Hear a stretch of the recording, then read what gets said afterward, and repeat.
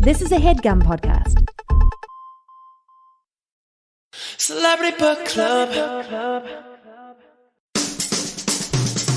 Who's that knocking at the door? It's all your friends, you filthy whore. Your husband's gone and we've got books and a bottle of wine to kill. It's Hollywood. It's books. It's gossip. I'm shook. It's memoirs. It's martinis. It's Studio 54. It's Celebrity Book Club. Come read it while it's hot. Celebrity Book Club. Tell your secrets, we won't talk. Celebrity Book Club. No boys are allowed. Celebrity Book Club. Say it loud and proud. Celebrity Book Club.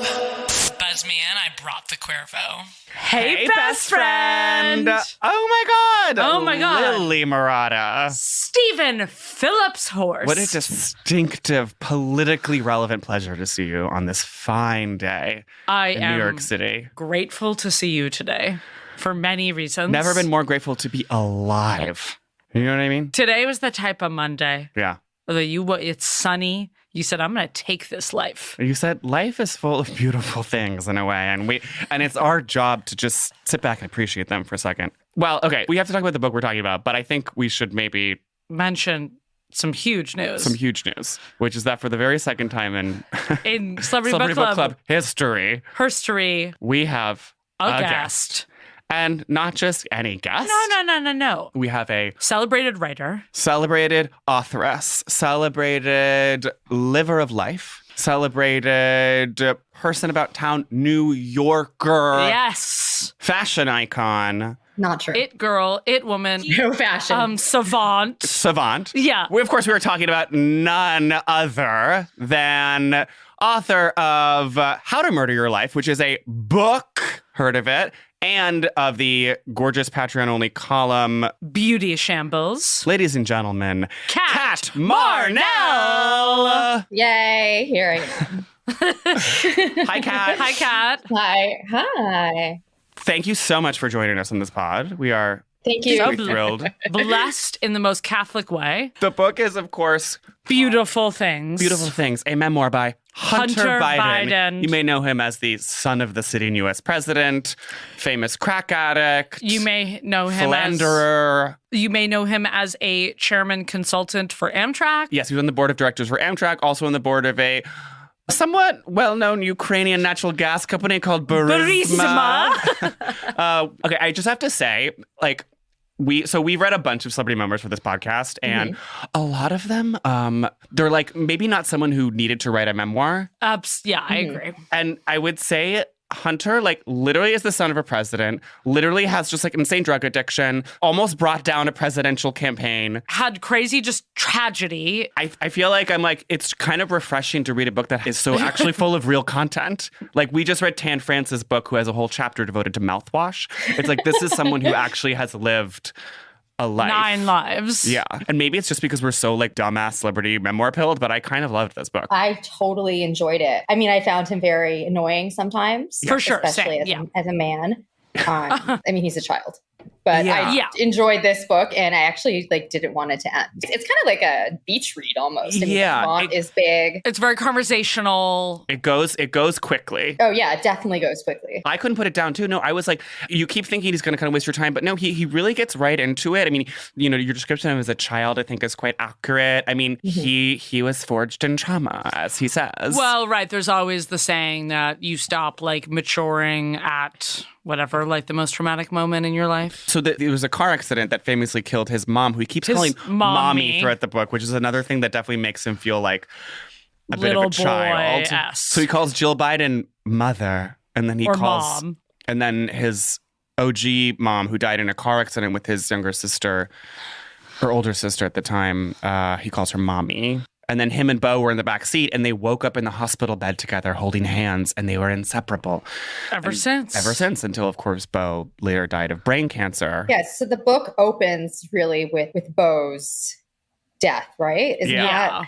And it's interesting because I was thinking about how things were arranged, and in any other circumstances, you'd really be this is a little manipulative. But it's like, the fact is with Hunter Biden, it's because there is so much tragedy. You just can't say that something is manipulative. You were saying if it was someone else, you'd feel manipulated because you're like, oh, you're giving, right. Of course, now I have to pay attention because you're stacking. But there is so much bow at the top. And then later there's none, because then he goes straight into Hunter Biden knows what we want, obviously, and the publishers know. But at first it's like, okay, you're waiting for him to get to the bad behavior. But it isn't. I mean, books are manipulative. I've written an addict memoir. You do want to make yourself look good, but it doesn't take the reality away from what because you're basically saying that it's the like, he endears himself to us, A, at the beginning by showing that he has this great love for his brother.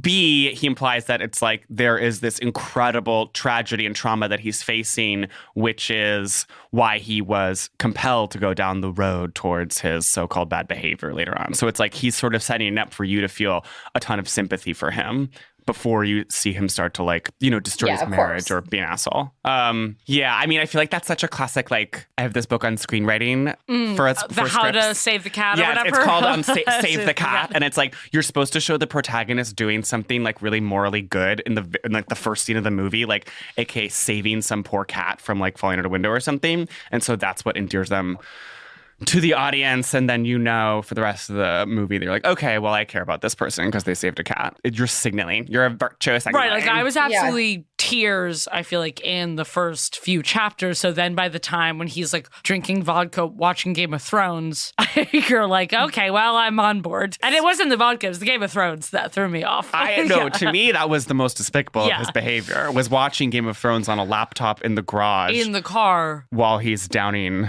a liter of vodka. He's very laptop streaming based, even in hotels. He's like, so then I streamed on my laptop. He's a modern dude. Yeah. Yeah.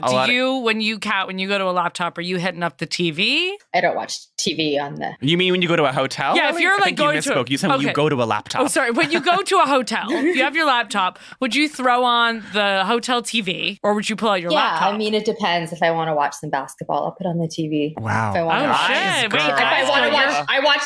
I watch TMZ on my computer. That's basically all I watch. Which I think is a classic show you only watch on a TV. Yeah. I kind of like, can't believe you seek that out because it seems so like something that's just on. But you're like, I need to know like... Oh, I watch it every single day. Wait, that's fabulous. So they're still doing like just shots of like people walking out of restaurants? They're not doing the chase anymore. Okay. They're not doing anything uninvited. Right. Post Britney. They're setting things up. Yeah. They're more just like storytelling. They're in the courthouses. They pay off a lot of people. They give a lot of money to get their stories. That's how they get things like Michael Jackson's death. And, they're in the coroner's office. They're everywhere. Wow. Okay. So it's actually kind of more investigative research now and not just literally shots of people walking in and out of cars. Harvey Levin was a law professor at University of Chicago. He's a real deal. Okay, wait.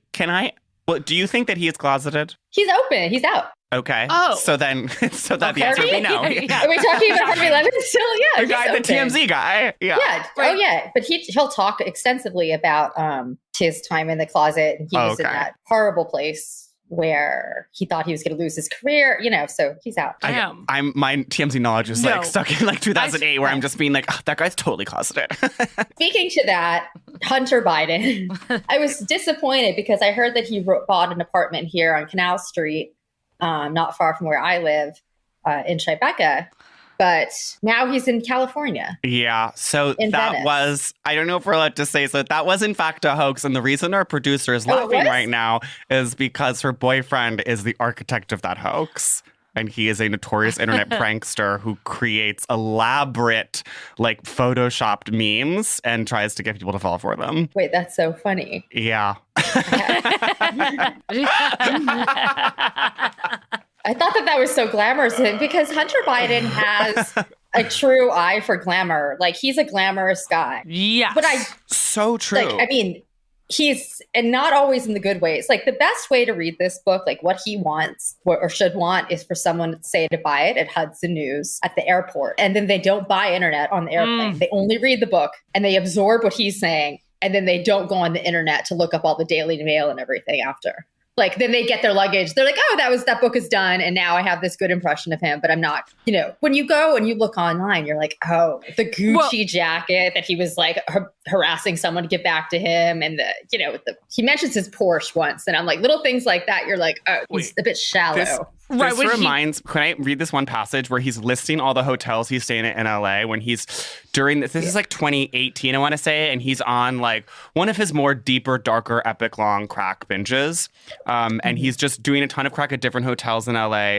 He's having this endless stream of just like dealers and prostitutes and junkies and hangers and their on. girlfriends. And their girlfriends, and everyone's coming in and out of the hotel room all the time and like charging shit to his card. Sorry, when he was like, I was hanging out only with Samoan rappers? Yes. Okay. This like posse of Samoan rappers. He's like, so I left the chateau the first time for an Airbnb in Malibu. When I couldn't reserve for longer than a week, I returned to West Hollywood in the Jeremy Hotel. Then there were stays at the Sunset Tower, 60 Beverly Hills, and the Hollywood Roosevelt. Then another Airbnb in Malibu and an Airbnb in the Hollywood Hills. Then back to the chateau. Then the Nomad downtown, the Standard on Sunset. A return to the 60. A return to Malibu. ... I'm like, okay. I mean, he's Lindsay Lohan. You are Lohan. Like, it's fab. He's Lohan. He's spray tanned. He's like gaunt and driving around. I don't like that drug driving. It makes me livid. I don't care who the fuck you are. Tiger Woods, Hunter Biden, like get a town car. No, I don't get a driver. It's so that's the crazy that he's not confusion. Ubering everywhere because it's just like you literally could just get a driver. I mean, you're rich enough to just have a full-time driver, but it's just like if you're going to be an addict, you need to do no harm, otherwise people are going to come for you. Like he harms these women in his life. And then he also puts people at risk with being behind the wheel, driving on crack and stuff. I don't like that. It's fucked up. He needs to change. Well, he's always driving. I mean, the part on where crack. he almost gets in the car accident and he flips over the median while he's driving to Sedona and then like somehow like and doesn't then he says, die. Right, he's like, oh yeah, and everyone like didn't think it was a big deal from the police to just like the AAA guys. Well, I don't think they knew. He didn't tell them full story. Well, no, I know, but when they saw him, they weren't just like, damn. They were like, okay, yeah, it happens. I don't drive, but I think I see people drive and it's euphoric. You play the music, you're speeding, he's on amphetamine or whatever it is, whatever crack is. No, getting in the back of an Uber is not is not a rush. Those are really beautiful passages in some ways. I thought that was the most in touch with who he really was. When he's talking about the drug use, being what in it the feels desert, like to do crack. Yeah. The eagle or the owl that chases him, the his owl. hallucination.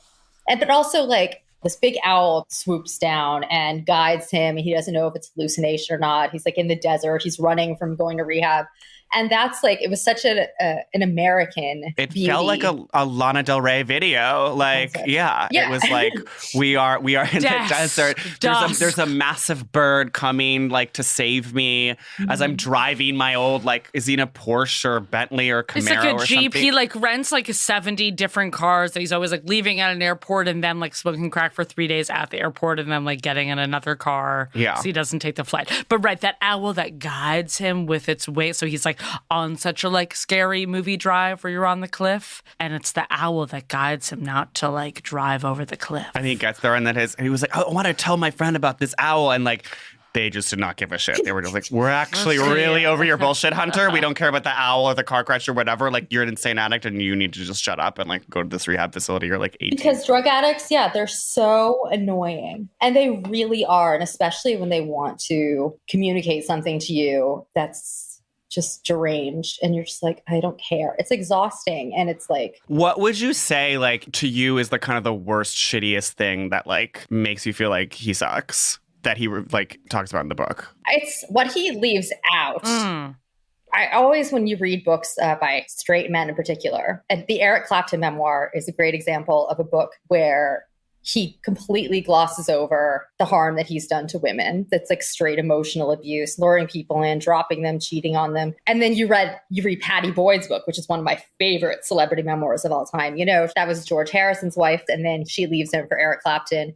And it's always just a joke. Like he's cheating on her on the honeymoon and just being so awful. And there's such completely different stories. And I know that's what men are like, but what Hunter just glides over what he's done to these women. And you see it in the emails. I don't know. Men need to do better. I haven't read Kerouac. I imagine this is sort of Kerouac inspired. Oh, wait, you're talking about the Bukowski quote at the beginning? Oh, I forgot about that. But yeah, but like, and it's some basic straight dude. No, I know. I was like, okay, this is what we're getting. Of course he has the Bukowski quote. Of course he just has this like really just like man on the open road Kerouac BS. Just like this, it's a childish like high school guy idea of like what it means to be a fucking cool man. Well, and I was like, it's so funny of like, how he wants to be Kerouac, but it's just kind of this weird Gen X version where he's doing this road trip stuff, but then he's like, yeah, man. And then Coldplay played my favorite song. And it's kind of this like modern day Kerouac, but like blasting just like Coldplay and his Jeep rental. Wait, Coldplay played it at Beau's funeral, Yeah, right? Beau's funeral. And Wait, Beau also was a big fan of the New Radicals. Oh, yes. Which I kind of died at when he was like, love that was the song he like listened to all the time. These people in these families, and I know a few personally just from real American dynasties, and you lure them with the glamour that you have, then you punish them for then liking you because you're the so-and-so and not, you know what I mean? It's always this push and pull, and it's this weird infantilized closed system. No, I mean, and it does feel that way where it's like, you know, Joe Biden is the patriarch of the family, and it's all like Daddy, daddy and mommy, and it's still they have this like brotherly thing, and that's what I couldn't take of the like. I was like, you actually are a little. I know your dad like quote unquote saved you, but I was like, can you stop being so in love with your dad for 2 seconds? Yeah, well, I mean, this is, as we know, Joe Biden is, well, okay, I guess I'll tell my story. So I have met Joe Biden once on Nantucket, which does figure in this book several times. And we met on the street on Main Street, and everyone was like, oh my God, there's Joe Biden. This is when he was vice president. Mm-hmm. And I mean, maybe it was literally the time he's talking about when he was just like on the phone. Camped up and they're when he's on the phone with Hillary, just being like, Axelrod is in her ear. He's like trying to get us to draw down our troops in and Iraq. She, of course, is like, let's up them. Yeah, and Hillary is just being such a hawk and is being like, we More need troops. more boots on the ground. And like Hunter and Beau are just like at the living room at the rented Nantucket mansion, just being like, Daddy, like, what are you gonna do? And just like, stand your ground, Daddy. Stand your ground, Daddy. And then Biden convinces Obama to, in his classic Obama way, do both. And he's just like temporarily increases troops, but then announces a drawdown. And it's just like, and this is why people called him the ditherer in chief. But anyway, I met Biden on the street, and he did put his hand on the small of my back. And it was in a very sort of, you know, there was a lot of talk about his touchiness on the campaign trail, and they're a touchy family. And the way he talks about them, he's always being like, and then my dad kissed me, and I kissed him, and we hugged, and They're always kissing. There's a ton of familial kissing. I've heard a similar story, but from a female celebrity, that Joe Biden touched the small of her back as well. Wait, that's like his who move? I think it is? Yeah. The celebrity that you're often interacting with? Yes. Okay. So that's like his move, I guess. The back touch. I think it's really loving, and it's like really nice. Not the touching of the smaller backs, but the love in the close-knit family. I do think these people are total weirdos. Joe Biden must be like the weirdest of the weird. Yeah. To be at his level and doing what he's doing. I think I loved that particular scene, and I think that's probably the kind of thing that got cut more. Like, because Hunter Biden is, you notice that he's never in the White House. And he puts it at the top of the book. He's like, oh, you know, I don't like being there. But it's like, yo, this guy has been on crack in the White House for sure. God knows how many times he's been high. And he's been around Kamala Harris. Kamala's not mentioned once. This thing was swept. It's like, yeah, Hunter can write about being in the hotels in California with the Samoan American guys. He can write about being in the desert with the owl, but he can't write about anything. And that scene with where he's in Nantucket and Joe Biden is doing the calls about the crisis is the closest that we get to like, this is the guy in this heightened video game life who also has been around so much, but none of it's in here. He can't. That's so true. And of course, they're just trying to make it seem like he's never really interacted with the White House circle. And it's just like, I'm sure he's literally been shaking. No, it was like shaking, meeting Kamala. This guy has been foaming at the mouth, especially with his eye.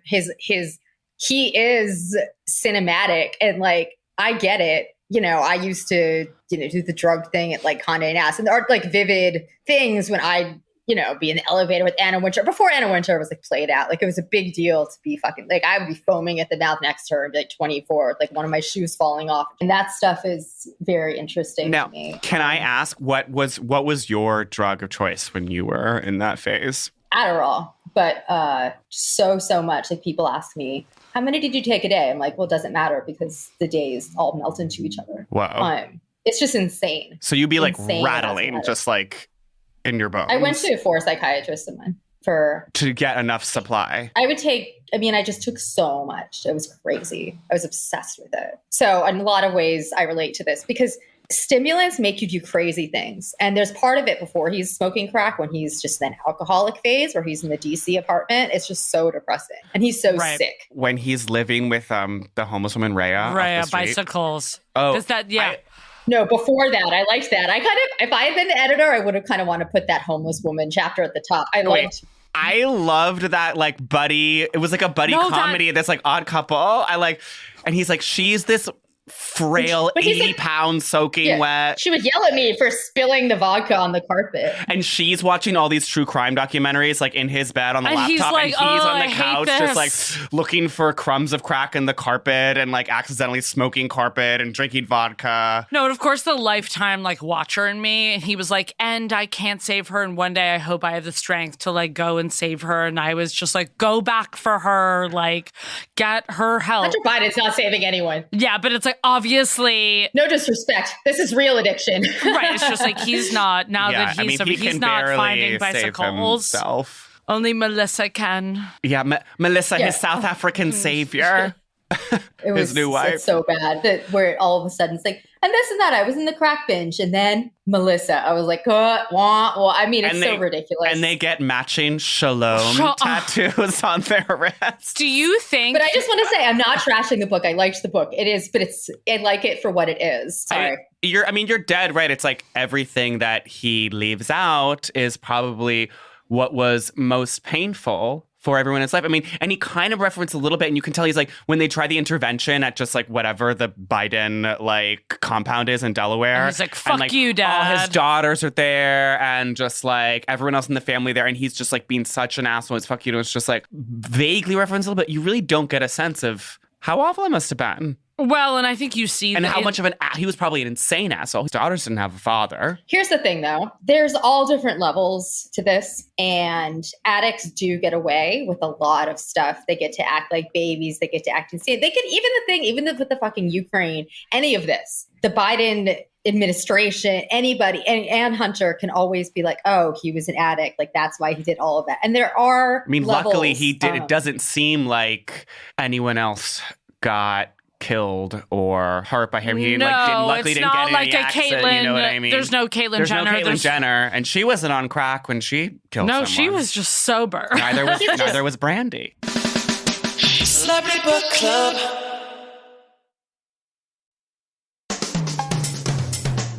Okay, wait, I just want to read this passage. This is on page 4 of the book. So this is very indicative of the tone he is trying to set in the book. I've served on the board of directors at Amtrak, appointed by Republican President George W. Bush. As part of my voluntary position for the WFP, I traveled to refugee camps in areas devastated by natural disaster around the globe. Syria, Kenya, the Philippines. I've sat with traumatized families inside homes fashioned out of aluminum shipping containers, then briefed members of Congress. Before that, I lobbied for Jesuit universities.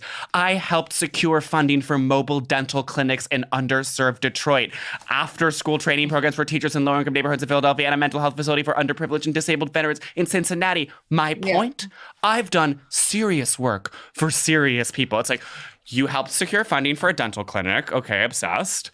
But it's just and you volunteered for Amtrak. That whole family and their Amtrak Well, that's what happens when you live in Delaware. Yes. You're in the Acela corridor. Their whole thing is and then get to Amtrak. DC quickly. But it's just my point is that I've actually had jobs. It's you had jobs. Okay. Well, fair. Everyone has jobs. Your jobs were at offices that were politically connected because your dad's a senator and that's the world you grew up in. But then he has to when he talks about their childhood, he needs to prove for Biden's America that he's we were actually staunchly middle class, and I didn't grow up in the White House. But then he'll talk about being in a sauna with just the all sauna these senators. Part I was obsessed with when he's in the Senate sauna building with so many old Alabama and Ted Kennedy, young Ted Kennedy walked in. Yum. Here's my question: did you think that everyone was fully nude in that sauna? Or were they towel wrapped around? It was towel wide leg stance. You've got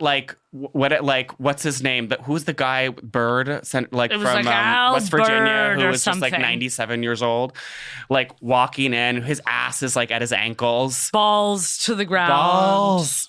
to the absolute floor. I swear to God, I don't remember that. Obviously, this is the part that had the to- biggest impression on me was the sauna of all the senators. It's just weird because he spends so much. He actually references the sauna again later. Well, at the end, he does. He's like, talk about a boy who went into a Senate sauna and people said, "Hey, boys."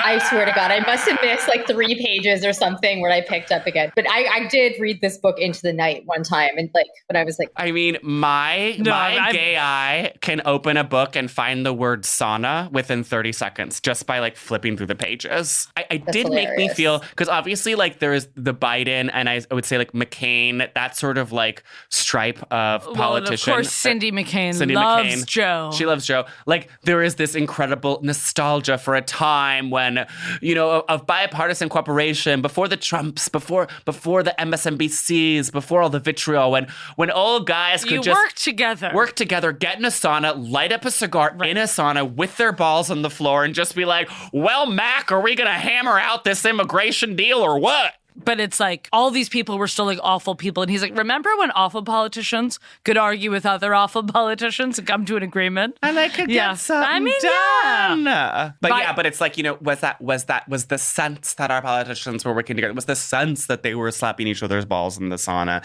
Did that give America a greater sense of comfort? I think so. I think it did. Because it's like either way, what are they really doing? White men being nude together. It's like rich white men. It's like some Ivy League club.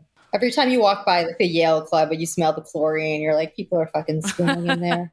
I wish Hunter Biden would become an exercise addict. I feel like if he stays in LA. So this book is similar to mine. Do you go to LA at the end? No, but you get to the end and it's so skinny, the amount of pages left. When he's still just like deep into using drugs, you're like, okay, there's no way he does any like meaningful recovery. And I like that because I think that's a realistic portrayal of... Right, it's not a come to God, I was on a mountain doing yoga, and that's when I realized like... Everybody's story is different, and yet there's this trope with these stupid books where it's like it has to be the same. And you have to be like likable, and you do it like a robot. I mean, I did. I was writing my book being like, but I was better. So that's why I do believe him when he says that he's better now, because...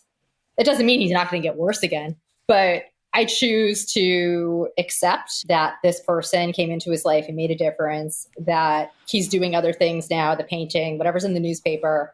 I don't think that doesn't mean that he's not going to get bad again. But as someone who's improved drastically and changed my life totally without full sobriety and without 12-step, I give people more credit than others might, who are like, oh, he didn't get sober. But I would love for him to become like an exercise addict, because addicts can do really well getting hooked on that shit. You know, that's the whole change. Well, that's probably what I am not an addict. Like my experience with drugs has always been that I've been able to not do them if I don't want to. And I could like stop smoking cigarettes or stop, smoking weed, or like say no to another line, like if I feel like it. And so I've never felt like what people describe addiction to be like. But what I do relate to is the obsessiveness. And I can get very obsessive about something and be very stubborn about something. And so, yeah, I think that like, I see that coming up, and when he's talking about it, just being like, and I just like had to do this thing, and then I was just like, well, I'm gonna sit in my car and like smoke 18 other bowls. There's a panic element of it that I totally relate to, and just like once you get an idea in your head, you're like, well, now I'm gonna become obsessed with this thing, and I'm gonna do this thing, and I'm gonna drive to Nashville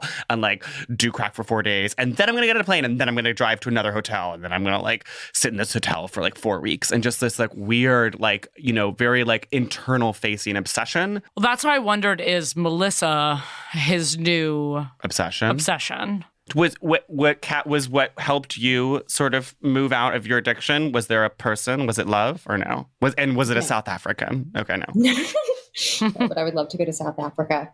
I really think that the only thing that helped me was time, day after day, adding up, where I felt better and better. Like, didn't take Adderall for 1 year, for 2 years. I was like, oh my God, this is so much better. And that's the only thing. And that's selfish on my part. Like, I never wanted to fix it for anybody else, for anything else. But you're going to die. You're a mess. You're in that. Get it? Like, nothing. It was only when I felt better, because people just want to be comfortable, or they want to have energy. When I was like, oh, I have more energy now. Now I'm like, I'm not doing that. Like, I would never, when you don't like smoking weed because it makes you tired. If you're that type of person, maybe you guys smoke weed. I'm the person who doesn't smoke weed. It's like that. Now I realize Adderall makes me tired, even though it's supposed to speed me up. Okay. And now I just protect everything. very selfish. It is. But then everyone's like, oh, you're doing so great. I'm like, actually, I'm just like. I mean, that's what happened to me with both cigarettes and weed, where I stopped smoking them as sort of a trial with myself. And I felt remember when we was like, I'm not going to smoke till we go to Fire Island, that time we rented a house in Fire Island like 2 summers ago. And then I like spent a whole 6 weeks not smoking cigarettes and was just like, I have so much more energy and I can walk upstairs without dying. And I was just like, well, I'm going to keep doing this now. And it wasn't because I was like, I mean, cigarettes don't necessarily like, hurt the people you love in the same way, but well, like, but in long term. Long term. And also yes. it can smell. And sometimes you're like, okay, you smell like cigarettes or whatever. Your clothes smell, which can be an issue. But yeah, in the same way, it was a very selfish come to Jesus moment. I was not like, oh, I have to for my health. That's the only thing that works. And it's, this guy in this book so deep in the addiction. And he's not even nice about it. And these moments, I don't know if it's the ghost editor or the ghost writer, whomever it is. Like if I had been working on this book, I've done some ghost editing work. I would have stopped the narration in places and really made Hunter go deeper into smaller moments, waking up. Like he says he doesn't sleep, but of course he must. Like, what is it to wake up? Describe it, just a little bit more. It does seem quite rushed, but that's why. Because I liked those parts where he's talking about doing drugs and like, it would be quite evocative and like, quite like, oh wow. And he's like, when he's talking about, I should find some passage, but he's like, when he's drinking for 14 days, hasn't even drank water, and you're kind of like, what's the way that the crack pipe feels like when you first have that hit, and it's like that banger rush, and just like everything feels incredible, and you're just like alive, and like it kind of sounded like Coke a little bit. I mean, I guess cocaine is Coke. It is Coke. It's made from Coke. It's made from Coke. Yeah, and again, people, whenever you write an addiction book, and I'm guilty of this too, people give you so much credit for being honest about the addiction that what you don't realize is how incredibly easy that is. Because you're validated so much for it, and everyone's just like, great job. It's all behavior. It's all crazy behavior. And because it's chemically induced, it's like you can say anything. It's just so easy to talk about this stuff and write about it. And it's not hard because somehow it isn't you. And people know that. It's your addiction. And so it's actually a really impersonal thing that you get lauded for being so honest by talking about. In the meantime, like, I don't write about my personal life. That's the really vulnerable stuff. That's the it's more present than the Kerouac look back. And he references this a little bit. I mean, let's talk about. So he famously has an affair with his brother who died of brain cancer's wife, and they're grieving together. Yeah. And you actually do get, I mean, it's very the L Word season 3. Laura and Alice like grieving over Dana together, and then they start dating. If you ever watched the L Word, Kat. I know about it. And that's fine. Okay, and like, we'll send you the episode and we'll put it on our show page. But the best friend and the lover. The best friend and the lover. Fallen. And in this case, the brother and the lover, like, they are the only people who really get what each other's going through. And, it makes a lot of sense. Makes a lot of sense. It's incredibly isolating to lose someone you're that close to. But when he tells the part about how Kathleen finds out because he's like, some old iPad somewhere must have been connected and she saw the text messages come through. It's just like, oh my God. Imagine your estranged husband. You find out that he is fucking his dead brother's wife. Fully have these 3 kids that like, he like won't call. That he won't even call, that he's like abandoned in favor of his addiction. And it's like, oh my God. Charging up the iPad to watch Scandal in bed. Right. And then you see these texts come through. Oh, by the way, also, I mean, Hallie, from Beau's wife being just like, when are you coming over? And just like your underwear is here and just like. Yeah. I don't know. I liked this book. We're maybe just only saying negative, negative, negative. I would like to say 3 things quickly that I liked. I love that. I love that. This is very Kardashian Rose ceremony. No, because things are put out just to be torn apart. The thing, okay, like I said, this is a beach read. This is a book you can literally take anywhere. You can read it waiting for your COVID test, like in a line with a million distractions. It's so easy to read. It's as juicy as like Chick Lit. Yeah. And then 2, I like it as a pop culture document. This is a wild book, no matter all the things that we're analyzing here. The fact that we have so much to say, it's a wild that it exists with a sitting president. And 3, I think it's very cinematic. There's a lot of, I hope it gets turned into something else. And I hope that Hunter leans into his artistic side more. Though I am disappointed that he's not going to be running around in the art world over here. Sorry to burst your bubble. Well, give it time. I mean, it sounds maybe sounds like he's painting from morn till night. Yeah, so he's super hit. Melissa makes us lunch. Melissa makes him lunch, and he makes the coffee, and the house is full of paintings over there in LA. But I think that's exactly what you said. It's like, yes, we're like roasting parts of this book or kind of taking stuff down, but the reason why we can do that is because this is like a full ride. No, it's a full movie, and I totally agree. I mean, it's in the Porsche. Owls are guiding us. I will say this book, I actually liked. In some ways, I related to this book more than any book we've read since Agassi. Because I think I relate to these like you love these troubled obsessive men who are just like weird and just like kind of like immature and just like push everyone around them away. But the part when they go, okay, so he goes to a Burisma board meeting in Monte Carlo and he brings his daughter, and it sounded literally like that, like my favorite Mandy Moore movie of all time, where she's the president's daughter, Chasing Liberty. Yes. And it's like, and he's like, so I was in Monte Carlo. Wait, where is this part? Okay. First of all, he talks about being at this board meeting and like telling off these old men about what he really thought about Brexit. And he made that big mistake because like he was right about Brexit. And it's just like, okay, you're really making yourself look so good here, trying to say that you're this badass like punk son from America who's telling these old fuddy-duddy who don't get what's coming Europeans for you. That they don't know that Brexit's about to hit like a fucking bomb in their perfect little economic forum world. It's like, okay, calm down. And he's like, the discussion quickly turned combative, then bordered on ugly. I spotted Naomi squirming in the audience. This is his daughter. I got through it, but reached for a couple of drinks afterwards. That night, Naomi went off with Zlovchevsky's daughter. That was almost my favorite line of the book. No. I'm like, can we please get back it up? Camera pan to what Naomi and Zlovchevsky's daughter's Zlovchevsky is the head of was. Burisma, who he has described previously as having no neck, as just being this like massive Ukrainian, just like bouncer who runs this natural gas company. And it's just like, I'm sorry, that their night in natural Monte gas Carlo CEO daughter, their night in Monte Carlo, literally what happened? Also, Naomi's like, yeah, my dad's a fucking mess. We can literally do whatever we want. No, I'm sure she took the card. She was like, no, literally, he won't even notice. Yes. We can charge whatever the fuck we want. And they're just going to like Louis Vuitton, like Fendi, Tao, and they're like buying so much. They're like, I'm sure they're railing lines, like, because he's railing lines and not even know his daughter is. I would love more on his lesbian daughter, Maisie, but that's kind of she's not the star of the book. No, but he says she loves adventure, though. No, I love that part. I was just like, I bet she does. Bet she does. She's a real tomboy. Wearing Air Force Ones to the inauguration.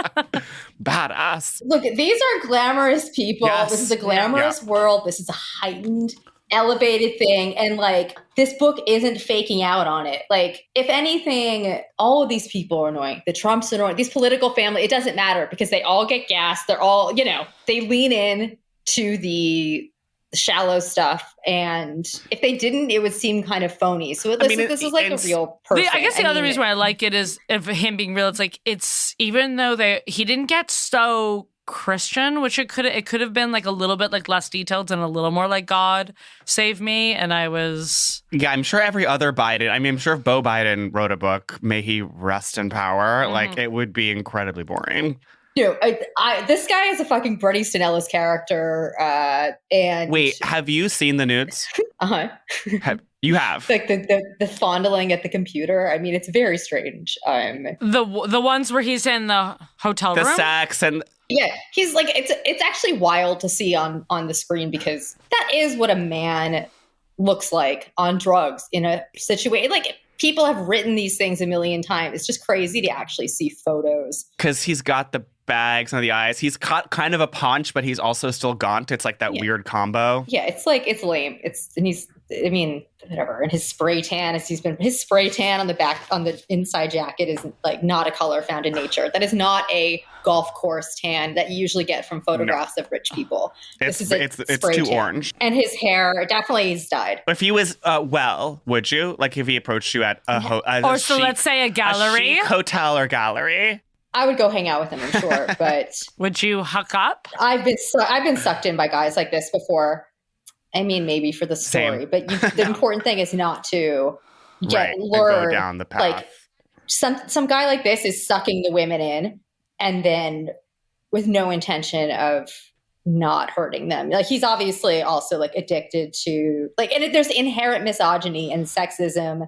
I don't care how woke you are from your liberal family. Like, if you're treating women like shit, there's something much bigger that needs to go down for all men. Well, you can tell when he doesn't reference his sister and is always like, it's going to be us three. Yeah. Me, Bo, and Joe. And we're going to ride our motorcycles up the California coast. Even the way he talks about Hallie, or, Bo's wife, he's always just like, she was like kind of hanging around and like, I never really got like why like they were into her. Like she seemed kind of like random, but then like she and Kathleen were friends, I guess. It's like, she's this peripheral figure and he just kind of only sees her like vaguely interacting with other family members. And then he's like, but we were both sad. And no, then he was like, Kathleen and her weren't even friends. And Bo told Hallie on the night of their wedding that day. Was insane. I think it sounded like really tense between them. It sounded super tense. And then Bo was like, actually, you need to be friends with Kathleen because Hunter is my best friend. And it was just like the wives like had to like work together to make sure that it didn't interfere with the brothers' friendship.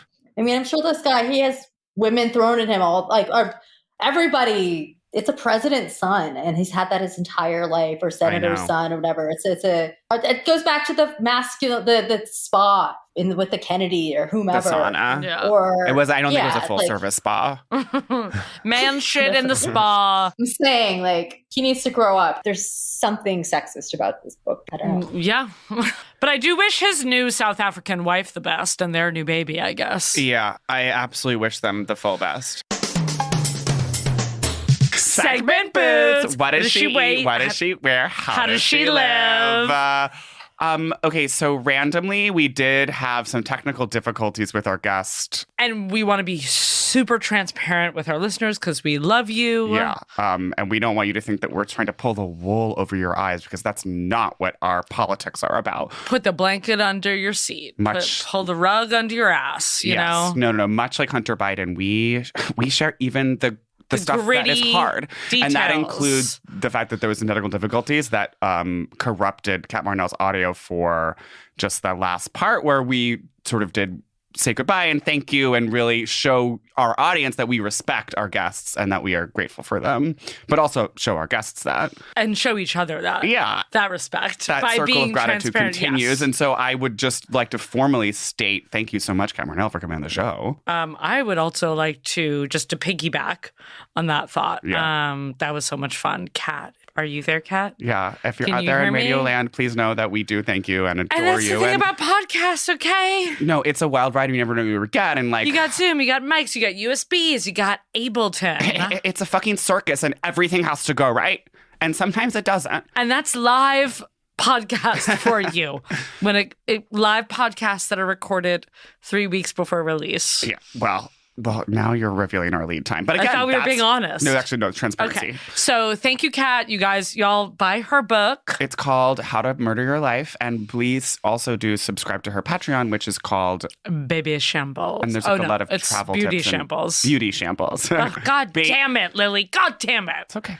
Okay. It's okay. Again, we all make mistakes. And Stupid. there are a lot of travel tips and makeup tips in there if that's something you're interested in. Okay, now let's talk about the freaking segments. Hell yeah, segment stuff. Wow. Okay. What does she eat? What does she eat? Yeah. Sorry.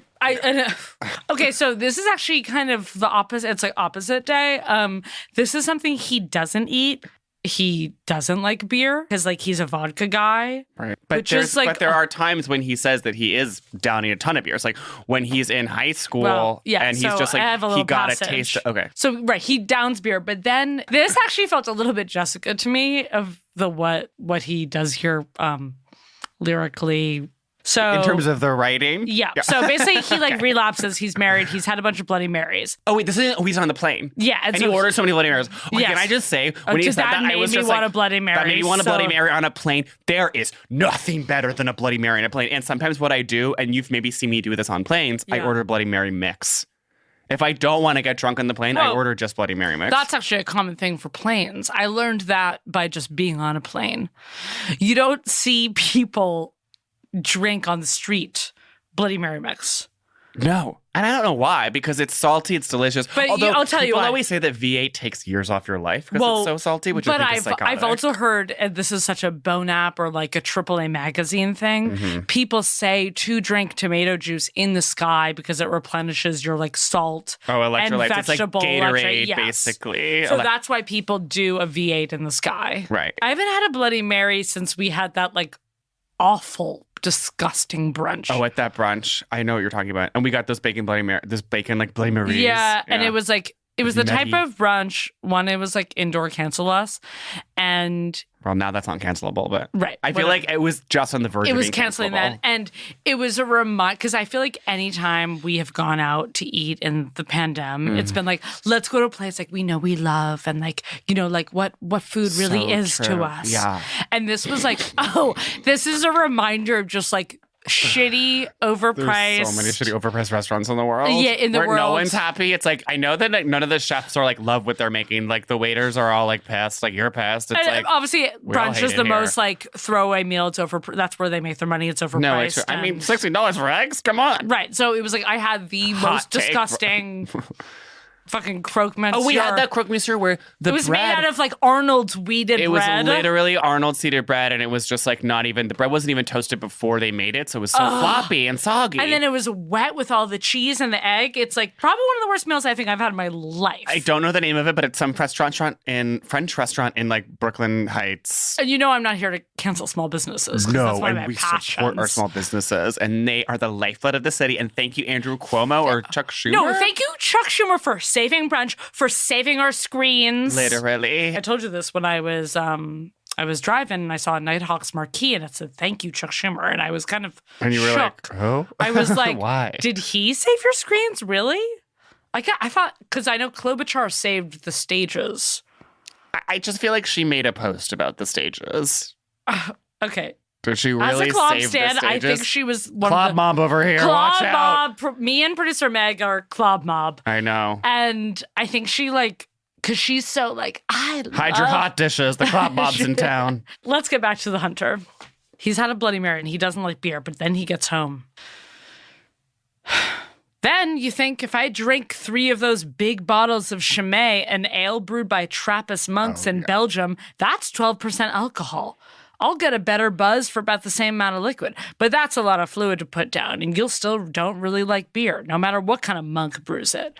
Why not just pick up the half pint of vodka? And it's like, he still has to be so, like, even though he doesn't like beer, he still has to be random craft beer dude about it. Well- Chimay is actually a brew by Trappist monks. he is. I have to say though, this is him being so college because I feel like dude, it's I think we 12%. all discovered Yes. that Buddhist beer. We all know what that beer he's talking about, Yes. and we all like had drank that in college at a certain point because it was higher percentage, and you could go to the deli. Like So- they don't have hard liquor. I at, actually like, didn't. You didn't go to school in New York City. But there were some places where you could. That was the highest alcohol thing you could Okay, get. so you're at the deli and you So get it Chimay. is very college of him, and he's so frat and like so college, and just like Bo was in a frat, and like he like wasn't in a frat, and he was like weird about it because he was just like and like Bo obviously could like be in a frat, and like I couldn't make friends. It was really hard for me because I was like so pathetic, and I'm like obsessed with my dad and my brother, and like so when I went to college at Georgetown, I was always leaving to go hang with my dad like at the Senate sauna.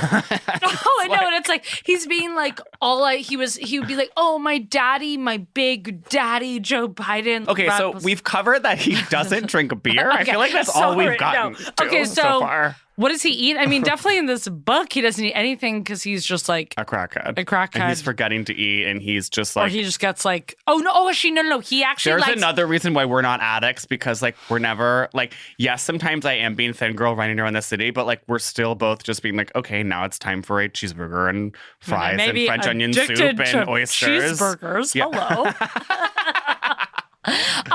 He actually shares one of my super favorite snacks, Smart Food. He says. Oh wait, we didn't And then talk about the fact that he sometimes So would like he said he smoked. smoked so much Smart Food cheddar because he would be looking around for dust in the car. Okay, that I also related to because like how many times have you smoked carpet when you're trying to pack a bowl? Oh no, or And you're- Parmesan. Yes, and you're looking Yes. around for weed dust. That was very college where it was like, okay, you have one bowl left. I mean, obviously I'm not addicted. Not obviously. Who knows? You don't know my life. I have not ever tried crack cocaine, but college I was so resin. No, I know. I mean, there's been You times. heat I mean, up the resin and then you pack all, the bowl. all and- throughout my 20s, I would say I was. Oh no! Are you okay? I just spilled a. I mean, talk about addicts. I just spilled a White Claw. You just spilled a White Claw Yeah, I have to get on my towel. Overstock.com carpet? Yeah. What the fuck, know, Lily? I'm getting paper towel. Wow, wow, this really is the fucking Hunter Biden episode. This is a fucking disaster. You've hurt everyone you love. I did it for the pod. The paper towel? I just got it. Oh, wait, take my seltzer. Dab, use this. I mean, also White Claw is also seltzer, so it's literally clear. Okay, I don't know what I'm dabbing out right now. I want to apologize to our listeners. I want to apologize to Steven. I want to apologize to Prologue Projects and Headgum. Thank you. Okay, anyway, now that you've like completely destroyed my sanctuary, thank you so much. So, what does he wear? Okay, so obviously he's like so blazer and jeans just all the time. He's like, he's a rumpled politician's son. Like, I feel like he is. Do you think he's getting like a pair of paper denim and cloth, or maybe that reference is out of date now, but like whatever, like the Levi's made and crafted at like Bloomingdale's or at Bergdorf's like once a year he has an annual denim trip? I think it's a once a year denim, but I bet he has a pair of jeans that is probably like a paper denim or an Acme that he's been rocking, like a Seffens that he's been rocking for a while, that he knows if he just puts those on. I mean, his style is very Stitch Fix. It's very those like, or like what's that other men's, one? like men's delivery trunk club. Delivery service. It's this camel leather bomber. Oh, aviators. Yeah. Well, like father, like son, of he's course. got the aviators. And I think he's classic midnight blue suit at an event. Again, aviators. Yeah. I mean, he looks like presentable enough, and then he's like dashing off to the bathroom to like hit the crack pipe. Yeah, that's how he did it. Okay, but so how does he live? I just feel like currently, how does he live? I think again, Hollywood it's Hills. Like, don't you think it's so? His whole thing is at the end of the book. It's like love letter to Beau, basically like telling him about California and being like. So I feel like it's classic place. California modern. It looks like fucking what's Dakota Johnson's like $3.1 million house. It's got like not the one in the Architectural Digest tour. Yeah, I'm thinking it's like funky with like a koi pond and like green cabinets. No one's as funky as Dakota Johnson's. It's not. I'm just saying it's like elevated. He does not funky. have that forest green fucking stove that I get sponsored ads for sometimes. Okay, I think Hunter Biden's house is a little more centrist than you're thinking. Unlike Dakota Johnson's communist hovel. Friend of the pod, Eva, she has a navy blue couch that she refers to as her centrist couch. Okay. Yeah, like deep, like Democrat blue. Yeah, deep Dem blue couches. And I wonder if his couch is more Nancy Meyer, and I feel like his wife, he's letting her do some funky South African things. What is funky South African? I don't know. I did see. Okay, so you're thinking it's Nancy Meyer. It's like all white couches, like white island, like right. But maybe there's cabinets. something a little Mediterranean. I don't know. I did see, and this is cheating. I remember I did see some video about him painting in his studio with like Jenna Bush Hager, some like Zoom, like some like presidential daughter it's just Zoom. Like it seemed a little. I don't know. The house seemed a little bit small. I'll say that. It wasn't. Ella so... Emhoff is late to the Zoom. She's coming in on her phone. She's at Variety. They're still making her latte. It's 5. She's just getting her day started. Anyway, he was in his studio and then he went to the kitchen. It was very like... I can't believe he fully cheated, but go on. No. Well, this is pre the book. That's fine. This is just a straight up memory, okay?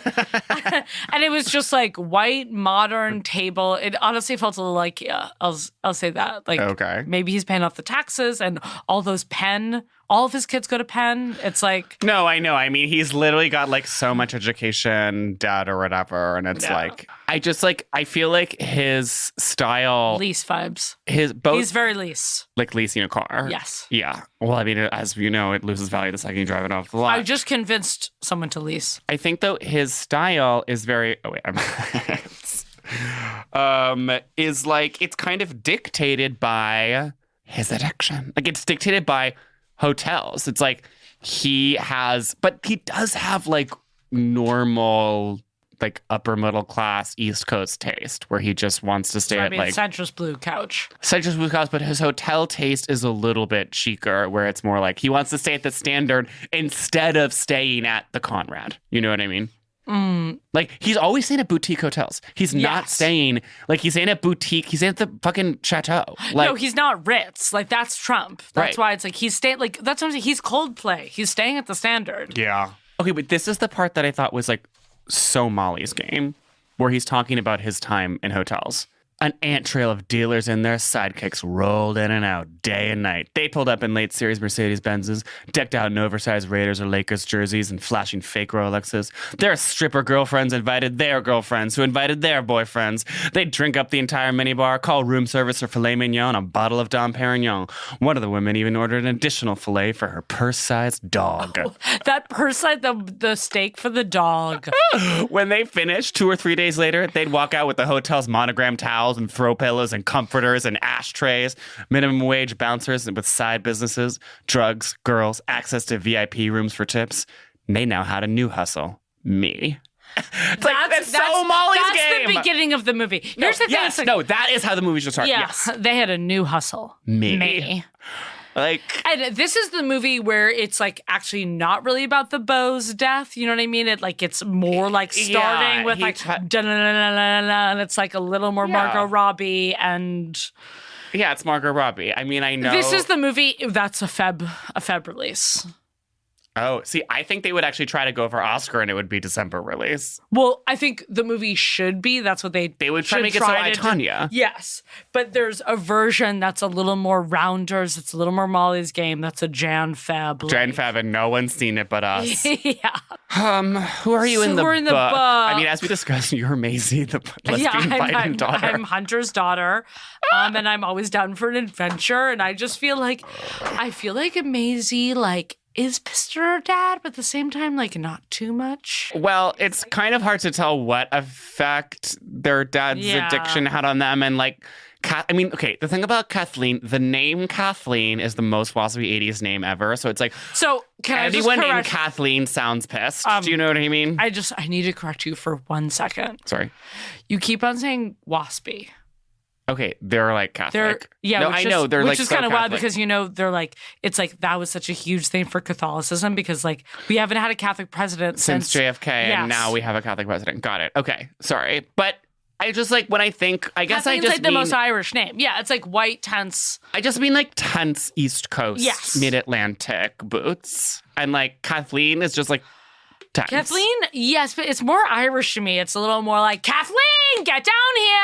Yeah, that's true. I guess it's not. Kathleen is like more Irish. I guess when I it's say a little more kitchen, it's a little more lace curtain to me. It's lace curtain. It is. Yes. No, and sometimes I misuse the phrase waspy, and I should be talking about Connecticut women named Lydia, and I'm not. Thank you. No, I misused the word waspy, but that's because I grew up in a crazy fun house, like raised by someone a Catholic who was impersonated a wasp. That's the definition of lace curtain. Right.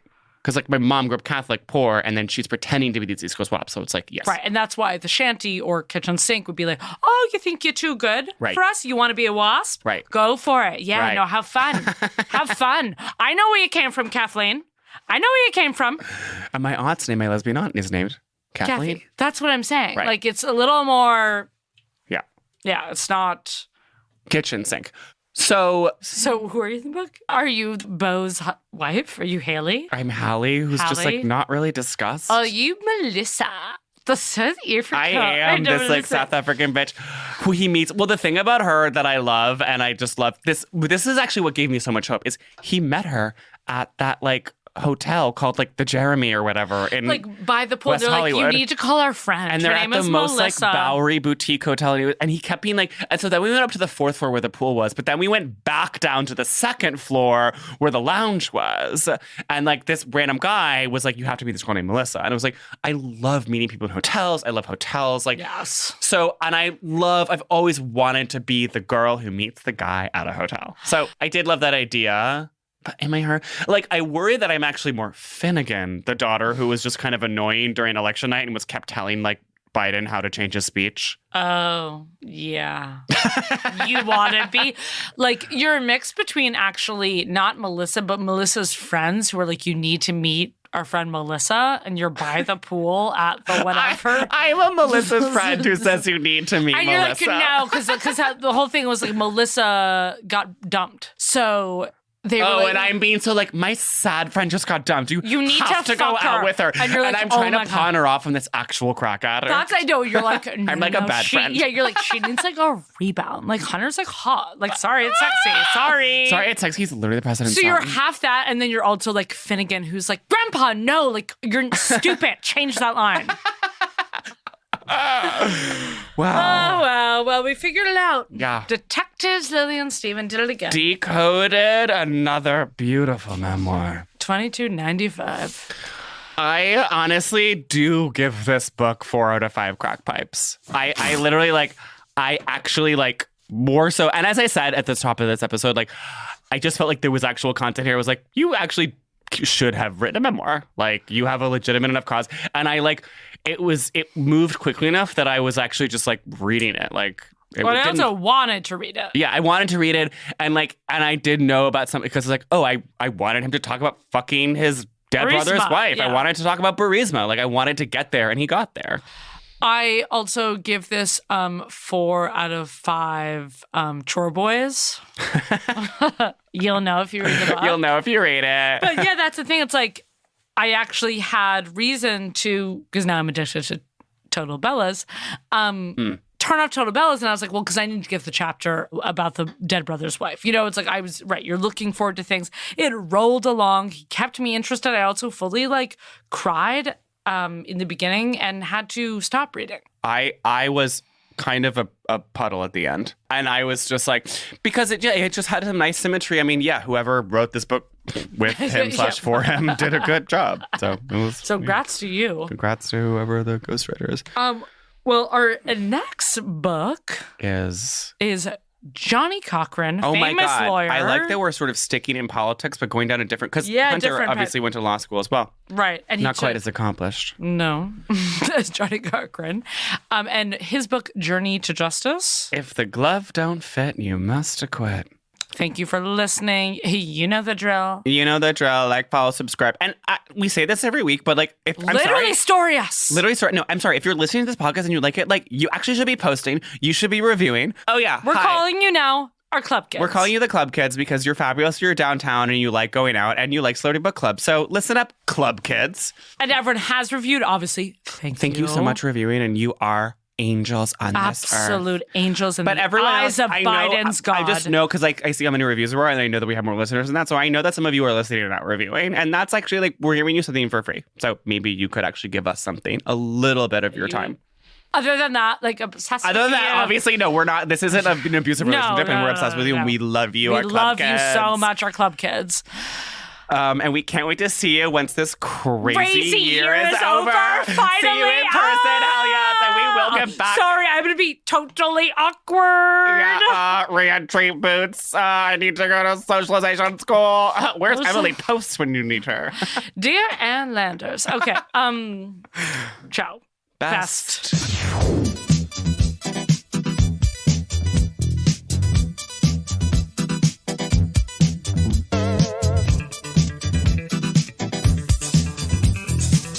Celebrity Book Club is presented by Prologue Projects and HeadGum. The show is produced by Meg Benane with editorial support from Leon Nafuk, Andrew Parsons, and Madeline Kaplan. Our production manager is Percy Evelyn. Engineering by Ferris Monchi. Original theme song by Stephen Phillips Horst. Artwork by Teddy Blanks at Chips NY. Follow us on Twitter at CBC The Pod. Subscribe on your favourite podcast app. And leave us a review. And don't forget to tell your friends about us when you see them in real life.